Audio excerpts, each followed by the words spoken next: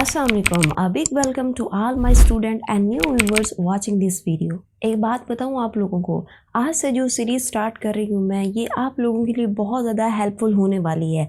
इससे पहले मैंने MD-CAT 2026 के लिए detail one shot revision plus MCQs की प्रैक्टिस भी कराई है, लेकिन अब जो सीरीज़ स्टार्ट करने लगी हूँ ये एक शॉर्ट सीरीज़ होगी जिसमें आप लोगों को MD-CAT बायो के हर चैप्टर के बारे में इंफॉर्मेशन दूंगी कि कौन सा चैप्टर कितना ज़्यादा इम्पोर्टेंट है और उस चैप्टर में से फिर कौन सा टॉपिक मज़ीद इम्पोर्टेंट है और फिर उस टॉपिक के अकॉर्डिंग मज़ीद जो पॉइंट्स आप लोगों ने याद रखने होंगे, आप लोगों ने जिन पर ज़्यादा फोकस करना होगा, वो भी आप लोगों को यहाँ पर बताऊंगी। सिर्फ यही नहीं, हर चैप्टर के मोस्ट ट्रिकी और कंसेप्चुअल टॉपिक्स को भी रिवाइज कराऊंगी और लास्ट पर आप लोगों को पास्ट 5 ईयर MCQs जो कि PMC में आ चुके होंगे उनकी भी प्रैक्टिस कराऊंगी। तो ये सारा कुछ एक ही वीडियो में आप लोगों को मिलने वाला है, लेकिन मैं आप लोगों को यहाँ पर बता दूं कि आज का जो हमारा चैप्टर है बायोलॉजिकल मॉलिक्यूल, इसके एंड पे मैं आप लोगों को पास्ट 5 ईयर MCQs नहीं करा सकूंगी।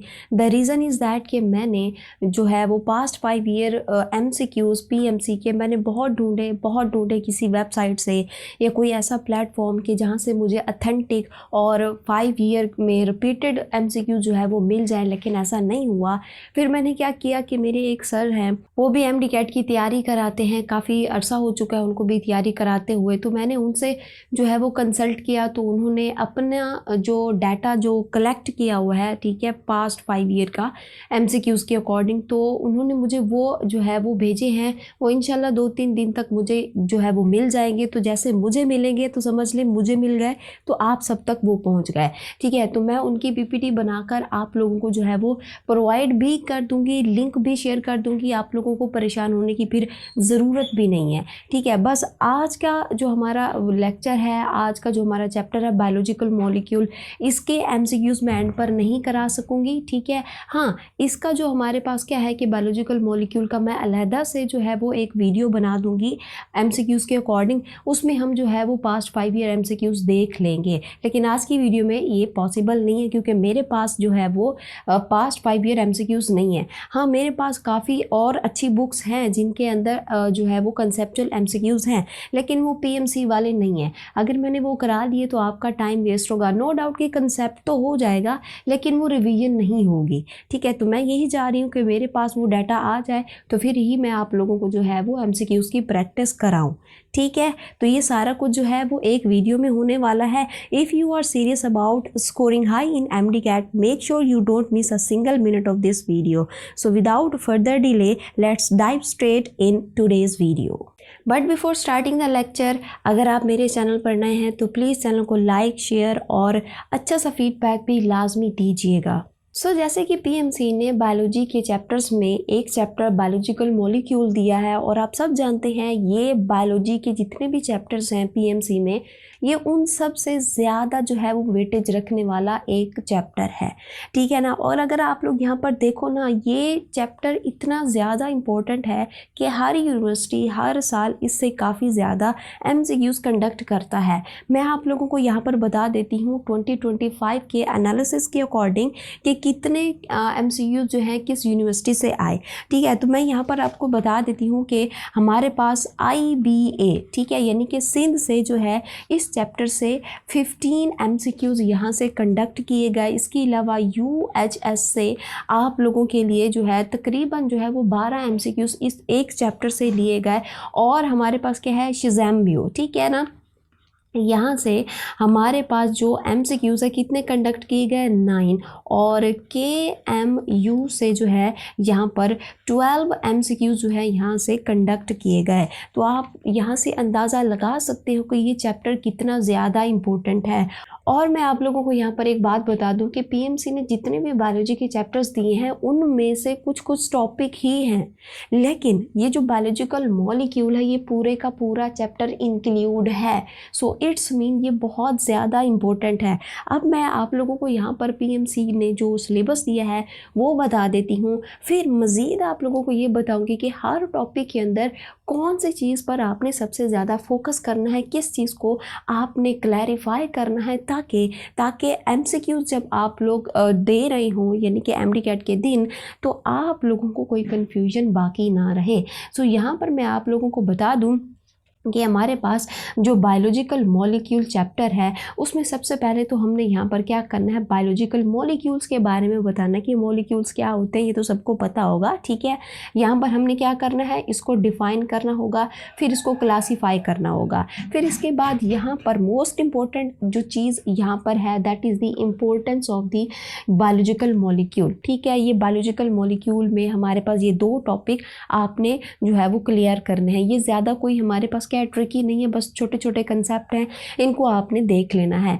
बाकी हम बात करते हैं, हमारे पास दूसरा टॉपिक आता है biological importance of the water. यहाँ से एमसीक्यूज आते हैं क्योंकि यहाँ पर हमारे पास क्या है, कुछ डेफिनेशंस दी गई हैं, क्योंकि डेफिनेशंस एग्जैक्ट आ जाती हैं और उनसे एमसीक्यूज भी पूछे जाते हैं, ठीक है। तो हमारे पास इंपॉर्टेंस ऑफ वाटर में जैसे उन्होंने कहा है कि polarity, hydrolysis, specific heat, water as solvent and reagent, density, cohesion and the ionization, ये सारा कुछ आप लोगों ने जो है करना है, ठीक है। और एक बात आप लोगों को मैं बता दूं कि मैंने ये जो बायोलॉजिकल मॉलिक्यूल है ना 2 बार डिटेल रिवीजन करा ली है। पहली बार जब मैंने रिवीजन कराई थी तो 3 घंटे से ऊपर का मैंने एक लेक्चर दिया था, ठीक है। लेकिन जब मैंने उसकी दूसरी बार रिवीजन कराई तो मैंने इस चैप्टर को 2 पार्ट के अंदर जो है वो डिवाइड कर दिया। तो आप चाहें तो 3 घंटे वाला भी सुन सकते हैं, या आप अपनी आसानी के लिए आप जो है वो पार्ट्स में भी इसको डिवाइड करके सुन सकते हैं। लेकिन मैंने एक एक चीज़ जो है वहाँ पर क्लियर की है। ये जो सारी चीज़ें यहाँ पर अभी मेंशन की हैं, ये सारा कुछ मैंने क्लियरली बताया है, किसी का कोई पॉइंट या कोई कन्फ्यूजन नहीं रहेगी इंशाल्लाह। आप लोगों ने वहाँ पर जाना है, ठीक है ना, प्ले लिस्ट चेक कर लें, ठीक है ना, वहाँ पर आप लोगों को मेरा ये चैप्टर मिल जाएगा, आप लोगों ने ईजिली उसको जो है वो सुनना है, ठीक है ना, बार बार सुनना है, क्योंकि ये चैप्टर ऐसा है कि इससे सबसे ज़्यादा एमसीक्यूज आते हैं, ठीक है। फिर बात करते हैं हम किस चीज़ की, कार्बोहाइड्रेट की। कार्बोहाइड्रेट क्या है इसके बारे में भी मैंने डिटेल से बताया हुआ है। फिर इसके बारे में हमने यहाँ पर इसकी मज़ीद क्लासिफिकेशन देखनी, जैसे कि मोनोसैकेराइड है, ओलिगोसैकेराइड है और पॉलीसैकेराइड है। अब मोनोसैकेराइड, ओलिगोसैकेराइड और पॉलीसैकेराइड, इसमें फिर मज़ीद जो है वो बहुत ज़्यादा कंसेप्ट है, ठीक है ना। वो पॉइंट्स भी मैं आपको अभी बताती हूँ कि क्या कुछ आपने माइंड में रखना है, ठीक है। इसके बाद आता है हमारे पास प्रोटीन। प्रोटीन के अंदर भी हमारे पास सबसे बेसिक जो है वो आपने कंसेप्ट रखना किस चीज़ का, अमाइनो एसिड का। फिर जो हमारे पास क्या आते हैं, स्ट्रक्चर्स ऑफ प्रोटीन आते हैं, इनके बारे में भी आप लोगों ने जो है वो डिटेल से याद रखना है। इनमें मैं आपको बताती हूँ कि स्ट्रक्चर ऑफ प्रोटीन में आपको क्या क्या याद रखने की ज़रूरत है, ठीक है, अभी बताती हूँ आप लोगों को। फिर आता है हमारे पास क्या चीज़, लिपिड। लिपिड के बारे में भी बहुत ज़्यादा यहाँ पर जो है वो स्टूडेंट्स को कन्फ्यूजन होती है इसके फार्मूले के अंदर, वो भी आप लोगों ने जो है वो अच्छे से जो है वो इसका कंसेप्ट बिल्ड करना है। फिर आप लोगों ने फास्फोलिपिड है, ट्राइग्लिसराइड है, अल्कोहल एंड द ईस्टर, ये भी आप लोगों ने डिटेल से करना है। फिर आप लोगों ने राइबोन्यूक्लिक एसिड, डीएनए और आरएनए वगैरह भी आप लोगों ने यहाँ पर कर लेना है। और कॉन्जुगेटेड मॉलिक्यूल, यहाँ से भी कई मरतबा जो है एमसीक्यूज पूछे जा सकते हैं कि क्या चीज़ किसके साथ मिलाने से कौन सा कॉन्जुगेटेड मॉलिक्यूल बनता है। तो ये सारी चीज़ें आप लोगों ने जो है वो करनी है। अब मैं आप लोगों को जो है यहाँ पर मज़ीद बताती हूँ कि कौन से टॉपिक में मज़ीद कौन से ऐसे छोटे छोटे पॉइंट्स हैं जो आप लोगों ने करने हैं। अच्छा, पीएमसी ने यहाँ पर जो है वो कुछ हमारे पास टॉपिक हाईलाइट कर दिए हैं, ठीक है ना, उसमें कुछ पॉइंट बता दिए हैं। लेकिन मैं आप लोगों को यहाँ पर बता दूँ कि ये जो पीएमसी ने टॉपिक दिए हैं, ठीक है ना, इन टॉपिक में फिर मज़ीद जो है वो कुछ ऐसे पॉइंट्स होते हैं जो यहाँ पर हाईलाइटेड नहीं है, लेकिन उनका कंसेप्ट आप लोगों को होना लाजमी है। उसके बगैर आप लोगों की जो पीएमसी की तैयारी है ना वो नहीं हो पाएगी। तो मैं आज वही पॉइंट आप लोगों को बताऊंगी कि कौन से टॉपिक में मज़ीद आप लोगों ने कौन कौन से पॉइंट्स जो है वो क्लैरिफाई करने हैं। पहला जो टॉपिक है that is the importance of the water. Importance of the water में अगर आप लोग यहाँ पर देखो तो मज़ीद ये हमारे पास 8 पॉइंट हैं। जैसे पहला आता है जी पोलैरिटी। पोलैरिटी के बारे में मैंने आप लोगों को जो है वो कंसेप्ट दिया था वीडियो के स्टार्ट में, जब मैंने वन शॉट डिटेल लेक्चर दिया था, ठीक है, तो आप लोगों ने उसको जो है वो सुन लेना है। फिर आता है हमारे पास स्पेसिफिक हीट, ठीक है, इसके बाद वाटर एज अ सॉल्वेंट, इसके बाद डेंसिटी आप लोगों ने करनी है, कोहेजन एंड एडिशन है, हीट ऑफ वेपोराइजेशन है, हाइड्रोफोबिक एक्सक्लूजन है और आयनाइजेशन है। ये कुछ पॉइंट्स हैं जो आप लोगों ने माइंड में रखने हैं और इनका आप लोगों ने कंसेप्ट लेना ही लेना है। आप लोग चाहें तो मेरे ही लेक्चर सुन सकते हैं या आप लोगों को जहाँ से भी कन्वीनियंट लगता है आप लोग वहाँ से सुन सकते हैं। नेक्स्ट हमारे पास टॉपिक जो पीएमसी ने दिया दैट इज़ द कार्बोहाइड्रेट।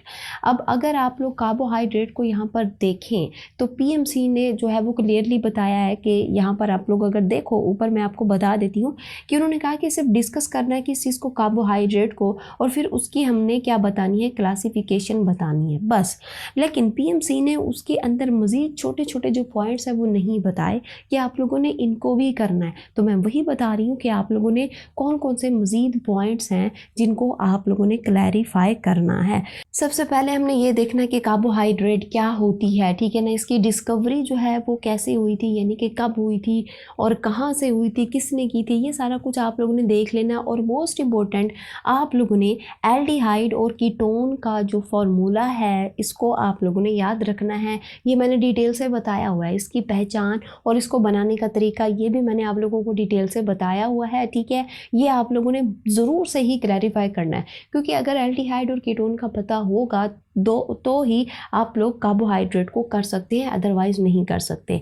इसके अलावा आप लोगों ने क्लासिफिकेशन को देखना है, ठीक है ना। ये जो क्लासिफिकेशन है कि मोनोसैकेराइड है, ओलिगोसैकेराइड है, फिर पॉलीसैकेराइड है, ये क्यों क्लासीफाई किए गए हैं, कौन सी बेस के ऊपर ये रिलाई करके इनको क्लासीफाई किया गया है, फिर इनकी प्रॉपर्टीज़ भी आप लोगों ने देख लेनी है। ये हमारे पास क्या है, कार्बोहाइड्रेट। हमने क्या कर लिया, डिस्कस कर लिया कार्बोहाइड्रेट को, जो पीएमसी ने हमें पहला पॉइंट दिया था कार्बोहाइड्रेट के अंदर। फिर उन्होंने मज़ीद कहा था कि क्लासिफिकेशन। तो अब क्लासिफिकेशन में हमारे पास जो पहली क्लासिफिकेशन है दैट इज़ द मोनोसैकेराइड, ठीक है। अब मोनोसैकेराइड के बारे में सबसे पहले तो प्रॉपर्टीज़ आप लोगों ने देख लेनी है कि ये टेस्ट में कैसे हैं, इनका फार्मूला क्या है, इनके एग्जांपल्स क्या हैं, वगैरह वगैरह, ठीक है ना, ये आप लोगों ने देख लेने हैं। फिर मोस्ट इंपॉर्टेंट आपने क्या देखना है, example of the glucose and ribose. आप लोगों को इसमें ग्लूकोज और राइबोज का जो हमारे पास स्ट्रक्चर है वो बनाना आना चाहिए, ठीक है, मस्ट है, आप लोगों को यहाँ पर ये बनाने आने चाहिए। अब हमने जो है यहाँ पर ग्लूकोज को देखना है। ग्लूकोज जो है वो स्ट्रेट चेन में भी होता है और रिंग फॉर्म में भी होता है। तो स्ट्रेट से रिंग फॉर्म में किस तरह से आता है ये आप लोगों ने याद रखना है। कौन कौन सा कार्बन जो है वो रिएक्ट करता है और फिर बॉन्ड बनते हैं, क्या चीज़ निकलती है, कौन सा रिएक्शन होता है, ये सब कुछ आप लोगों ने जो है वो याद रखने हैं, ठीक है ना। यहाँ से एमसीक्यूज आ सकता है, ठीक है। रिंग कैसे बनती है, टाइप्स ऑफ रिंग्स कितनी होती हैं, ठीक है ना, ये भी आप लोगों ने करने हैं।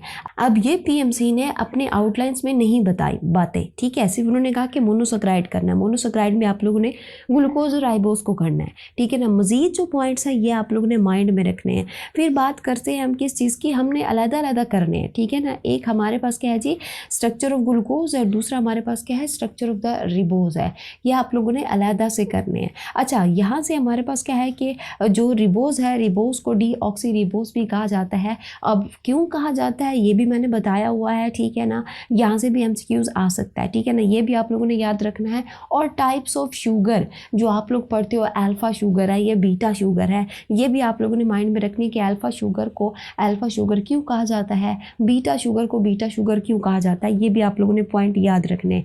ये पॉइंट्स नोट कर लें आप लोग, मैं आपको बार बार कह रही हूँ, ये पॉइंट नोट कर लें, अपनी एक नोटबुक बना लें, एक शॉर्ट सीरीज़ वाली नोटबुक बना लें, उसमें ये पॉइंट्स लिखते जाएं। और जब आप लेक्चर सुन रहे हो, ठीक है ना, तो आप लोगों का जो जो पॉइंट जो है वो क्लैरिफाई होता जाए, आप लोगों ने राइट का निशान लगाते चले जाना है, ताकि आप लोगों का कोई भी पॉइंट मिस ना हो, ठीक है। जब ये हो जाए तो फिर आप लोगों ने क्या करना है, एमसीक्यूज़ की प्रैक्टिस करनी है।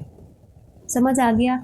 अच्छा, नेक्स्ट हमारे पास आता है जी ओलिगोसैकेराइड, ठीक है ना। क्या आता है जी ओलिगोसैकेराइड, या जिसको हम क्या कहते हैं डाइसैकेराइड भी इसको जो है वो बोला जाता है, ठीक है ना।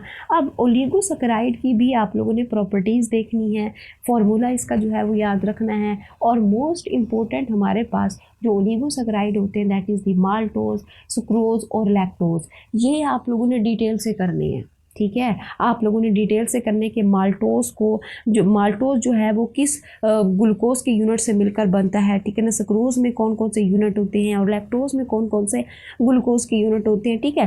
तो ये आप लोगों ने जो है यहाँ पर माइंड में रखना है। और मोस्ट इम्पोर्टेंट बात कि ये जो हमारे पास माल्टोज है, माल्टोज के अंदर शुगर के जो भी हमारे पास यूनिट होंगे वो आपस में किस तरह से बाइंड करेंगे, कौन सा रिएक्शन होगा, क्या कुछ बनेगा, और बॉन्ड का नाम क्या होगा, अल्फा होगा कि बीटा होगा, वो आप लोगों ने यहाँ पर याद रखना है। सेम इसी तरह से आप सुक्रोज और लैक्टोज की बात करेंगे, ठीक है। तो ये सारा कुछ आप लोगों ने याद रखना है, यहाँ से एमसीक्यूज आएंगे। नेक्स्ट हमारे पास क्या है जी पॉलीसैकेराइड। पॉलीसैकेराइड की भी आप लोगों ने प्रॉपर्टीज़ देखनी है, फिर इसकी आप लोगों ने टाइप्स को देखना है, टाइप्स के बाद आप लोगों ने इसकी एग्जांपल देखनी है, ठीक है ना। ये ज़्यादा जो है हमारे पास ट्रिकी नहीं है जिस तरह से हमने मोनोसैकेराइड या फिर ओलिगोसैकेराइड को पढ़ा, ठीक है। ये ज़्यादा उस तरह से नहीं है, ठीक है ना। इसमें जो है आप लोगों ने चंद एक बातें हैं जो आप लोगों ने एज इट इज़ याद रखनी है। फिर स्टार्च है, स्टार्च के अंदर मज़ीद आप लोगों ने टाइप्स पढ़नी है, माइलोज और माइलोपेक्टिन, ये आप लोगों ने याद रखनी है, ठीक है। इनका डिफरेंस आप लोगों ने याद रखना है। फिर आता है जी ग्लाइकोजन आता है, सेलुलोज आता है और काइटिन आता है। ये सारा कुछ आप लोगों ने जो है इसमें याद रखना है। तो यहाँ तक अगर आप लोग कर लेंगे तो इसका मतलब क्या है कि आप लोगों ने कार्बोहाइड्रेट कर लिया। और मैं आप लोगों को यहाँ पर एक बात बता दूँ कि कार्बोहाइड्रेट से ज़्यादा एमसीक्यूज जो हैं कंडक्ट किए जाते हैं इस चैप्टर में। अब अगर यहाँ पर आप लोग पहुँच गए हो और आप लोगों को ये वीडियो इन्फॉर्मेटिव लग रही है तो प्लीज़ आप लोगों ने लाइक कर देना है, ठीक है ना। और अच्छा सा आप लोगों ने फीडबैक लाजमी देना है, और चैनल को भी आप लोगों ने लाजमी से शेयर करना है ताकि आपका भला हो रहा है तो दूसरों का भी हो जाए। तो अब हम यहाँ पर बात करते हैं किस चीज़ की, प्रोटीन की बात करते हैं। तो प्रोटीन में सबसे ज़रूरी चीज़ जो आप लोगों ने करनी है वो क्या है जी, वो है हमारे पास अमाइनो एसिड, ठीक है ना। आप लोगों ने क्या याद रखना है इसमें, अमाइनो एसिड, क्योंकि अमाइनो एसिड का फॉर्मूला आना आप लोगों को चाहिए, मस्ट है, ठीक है ना। इसके बगैर प्रोटीन आप नहीं कर सकते। मज़ीद आप लोगों ने अमाइनो एसिड में क्या देखना है, उसकी नेचर देखनी है कि अमाइनो एसिड किस नेचर का है। फिर आप लोगों ने जो है वो टाइप्स ऑफ अमाइनो एसिड देखनी है, जैसे कि हमारे पास एसेंशियल है, नॉन एसेंशियल हमारे पास क्या होते हैं अमाइनो एसिड होती है। इनकी तादाद याद रखनी है, इनके नाम आप लोगों ने याद रखने हैं। आपसे डायरेक्टली पूछ सकते हैं कि एग्जाम्पल दे दी होगी, ठीक है ना, 4 ऑप्शंस में ऊपर स्टेटमेंट दी होगी कि आप लोग इनमें से बताएं कि कौन सा जो है वो एसेंशियल है, या फिर आप लोग बताएं कि कौन सा जो है वो नॉन एसेंशियल है। ये आप लोगों ने याद रखना है। और फिर चौथी बात आप लोगों ने क्या याद रखनी है कि एक अमाइनो एसिड का दूसरे अमाइनो एसिड से किस तरह से बॉन्ड बनता है, बॉन्ड का नाम क्या होता है, कितने मैक्सिमम बॉन्ड बन सकते हैं, ठीक है ना, वगैरह वगैरह। ये चीज़ें आप लोगों ने जो है वो माइंड में रखनी है, ठीक है। फिर बात करते हैं हम किस चीज़ की कि हमारे पास क्या होता है कि जो प्रोटीन होते हैं ना, प्रोटीन को फिर मज़ीद क्लासीफाई किया गया है उनके डिफरेंट स्ट्रक्चर्स में, जैसे कि प्राइमरी स्ट्रक्चर है, ठीक है ना, फिर सेकेंडरी स्ट्रक्चर आता है, टर्शरी और क्वाटर्नरी स्ट्रक्चर है। आप लोगों ने इनमें जो बेसिक चीज़ें हैं वो क्या याद रखनी है, सबसे पहले आप लोगों ने याद रखना है इनका स्ट्रक्चर, ठीक है, कि इनके स्ट्रक्चर की शेप क्या होती है। दूसरी चीज़ आप लोगों ने क्या माइंड में रखनी है कि उनमें जो बॉन्ड है, ठीक है ना, ये आप लोगों ने याद रखने हैं। और तीसरी चीज़ ये याद रखनी है कि किस स्ट्रक्चर में जो प्रोटीन है वो क्या हो रही है, वो फंक्शनल हो रही है, ठीक है। तो ये भी बात आप लोगों ने माइंड में रखनी है। और इनमें जो बॉन्ड है, बॉन्ड के नेम, उनका स्ट्रक्चर, ये आप लोगों ने लाजमी से याद रखना है। फिर लास्ट पर हमारे पास प्रोटीन के अंदर आता है कि हमने क्लासीफाई करना है प्रोटीन को on the base of structure and on the base of function. ये चीज़ें भी आप लोगों ने लाजमी से करनी है। अब नेक्स्ट हम यहाँ पर देखने लगे हैं क्या चीज़ जी, अब हम यहाँ पर देखने लगे हैं जी लिपिड। अब लिपिड को अगर मैं आप लोगों को यहाँ पर बताऊँ तो लिपिड जो है ये स्टूडेंट को काफ़ी मुश्किल लगता है, ठीक है ना। इसके अंदर जो इसका फॉर्मूला है, ठीक है ना, वो आप लोगों ने अच्छे से करना है, और ये मैंने बड़े डिटेल से बताया हुआ है, ठीक है ना। आप लोगों ने जो है उसको जाकर सुन लेना, मेरा सुने किसी और का सुने, आप लोगों ने उसको जो है वो सुनकर क्लैरिफाई करना है कि लिपिड के स्ट्रक्चर में क्या क्या चीज़ें जो है वो इन्वॉल्व इन्वॉल्व होती हैं, किस तरह का उसका स्ट्रक्चर होता है वगैरह वगैरह, कौन सा फंक्शनल ग्रुप होता है, ये आप लोगों ने याद रखना है। फिर आप लोगों ने देखना है कि टाइप्स ऑफ फैटी एसिड, ठीक है ना, यहाँ से भी एमसीक्यूज आते हैं। और यहाँ पर हमने बात करनी है किस चीज़ की, टाइप्स ऑफ लिपिड की बात करनी है। जैसे कि हमारे पास सबसे पहले क्या आता है जी, ट्राइग्लिसराइड। अब ट्राइग्लिसराइड या फिर इसका दूसरा नाम हमारे पास क्या होता है, ट्राइग्लाइसिरोल होता है, ठीक है ना। अब ये किस तरह से बनता है, ठीक है ना, इसके अंदर क्या क्या फॉर्मूला जो है वो यहाँ पर अप्लाई किया जाता है, कौन कौन से फंक्शनल ग्रुप होते हैं, उनमें जो बॉन्ड बनता है उस बॉन्ड का नाम क्या होता है, ठीक है ना, किस तरह से बनता है, ये आप लोगों ने याद रखना है। फिर हमारे पास मोस्ट इंपॉर्टेंट जो इसकी क्लासिफिकेशन है that is a phospholipid. Phospholipid जो है ये आप लोगों ने अच्छे से करना है, ये फास्फोलिपिड का फॉर्मूला आप लोगों ने याद रखना है। इसके अलावा एक दो और हैं, जैसे कि हमारे पास वैक्सेस है, टर्पीन्स वगैरह है, ये भी आप लोगों ने जो है वो अच्छे से करने हैं, ठीक है ना। लिपिड का फॉर्मूला, ठीक है ना, और उसमें हमारे पास क्या है कि टाइप्स ऑफ फैटी एसिड है, फिर ट्राइग्लिसराइड किस तरह से बन रहा है, फिर फास्फोलिपिड किस तरह से बन रहा है, ये सब कुछ आपने जो है वो अच्छे से करना है। अब बात आ जाती है हमारे पास इस चैप्टर का last topic and that is the nucleic acid, ठीक है ना। अब न्यूक्लिक एसिड को न्यूक्लिक एसिड क्यों कहा गया है, ठीक है ना, इसकी डिस्कवरी कैसे हुई है, इसकी कितनी टाइप्स हैं, ये आप लोगों ने याद रखना है। और जो मोस्ट इंपॉर्टेंट बात है वो है जी स्ट्रक्चरल कंपोनेंट, यानी कि इसका जो फॉर्मूला है, इसके अंदर कितनी चीज़ें इन्वॉल्व होती हैं, कैसे कैसे अटैच होती हैं, कौन कौन से कार्बन पे अटैच होती हैं, कौन कौन सा बॉन्ड बनता है, ये आप लोगों ने जो है वो याद रखना है। फिर इसके अलावा मोस्ट इंपॉर्टेंट बात कि आप लोगों ने इसमें मज़ीद क्या याद रखना है, जो नाइट्रोजनस बेसिस होती हैं, जैसे कि हमारे पास क्या होता है, प्रिमिडीन है, प्यूरीन है, इनको आप लोगों ने याद रखना है। मज़ीद इनके अंदर जो एग्जाम्पल हैं ये आप लोगों ने जो है वो याद रखनी है। इसके अलावा जो मोस्ट इंपॉर्टेंट चीज़ है वो क्या है कि formation of the phosphodiester bond, ये किस तरह से बनता है, जो डीएनए के स्ट्रैंड होते हैं उनमें ये जो बॉन्ड बनता है ये किस तरह से बनता है, ये आप लोगों ने जो है वो अच्छे से करना है। और मैंने भी डिटेल से पढ़ाया हुआ है, ठीक है, आप लोग चाहे तो उसको सुन सकते हैं, मैं आई बटन में लिंक भी दे दूंगी, ठीक है ना, लास्ट पे मैं इसको लगा भी दूंगी, आप लोग यहाँ से भी सुन सकते हैं या चाहें आप लोग प्लेलिस्ट में भी जाकर इसको सुन सकते हैं। इसके अलावा फिर हमारे पास जो न्यूक्लिक एसिड की टाइप्स होती हैं, डीएनए और आरएनए, ये भी आप लोगों ने करना है। और लास्ट पे हमारे पास पीएमसी ने एक छोटा सा टॉपिक दिया हुआ है and that is the conjugated molecule, ठीक है। कॉन्जुगेटेड मॉलिक्यूल में हमारे पास कौन सी चीज़ किस चीज़ से मिलकर क्या बना रही होती है, ठीक है ना, कौन सा मॉलिक्यूल बन रहा होता है, ये भी आप लोगों ने याद रख लेना है। कभी कभार जो है वो डेफिनेशन से यहाँ पर भी एमसीक्यूज आ जाते हैं। तो ये था हमारे पास आज का एक छोटा सा लेक्चर, छोटी सी इंफॉर्मेटिव वीडियो कि आप लोगों ने कौन से टॉपिक से क्या क्या मज़ीद पॉइंट्स याद रखने हैं।